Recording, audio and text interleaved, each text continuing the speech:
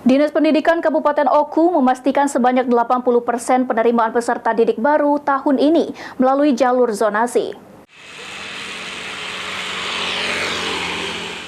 Dalam tahun ajaran baru yang akan segera dimulai, Dinas Pendidikan Kabupaten Ogan Komering Ulu mengumumkan terdapat 4 jalur penerimaan peserta didik baru atau PPBD akan dilakukan secara online.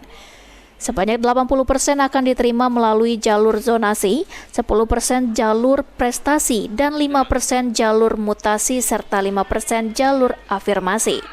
Kepala Dinas Pendidikan Kabupaten Oku, Topan Indra Fauzi mengatakan, kini menunjukkan bahwa sistem zonasi menjadi salah satu referensi utama bagi masyarakat dalam memilih sekolah untuk anak-anak mereka.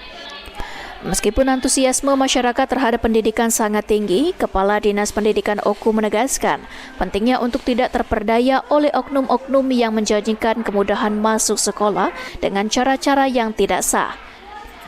Topan menambahkan bahwa pihak Disdik Oku telah melakukan berbagai upaya untuk memastikan bahwa proses penerimaan peserta didik baru berlangsung secara adil dan transparan. Kami tetap akan menggunakan peraturan Mendikbud nomor 1 tahun 2021. Sebenarnya kalau berdasarkan itu tidak ada masalah. Yang susah ini kadang memaksakan kehendak. Itu. Pesan khusus untuk orang tua kalau misalnya tidak diterima gimana? Jadi gini, jangan sampai wali-wali murid atau orang tua nanti ada pihak-pihak yang bisa mengurus untuk masuk, padahal tempat jarak mereka jauh. Ya, jangan percaya yang itu.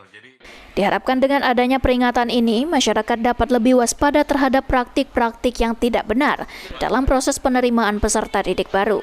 Dikatakan Topan, semua pihak diharapkan dapat bekerja sama untuk menciptakan lingkungan pendidikan yang kondusif bagi pertumbuhan dan perkembangan setiap anak di Kabupaten Oku.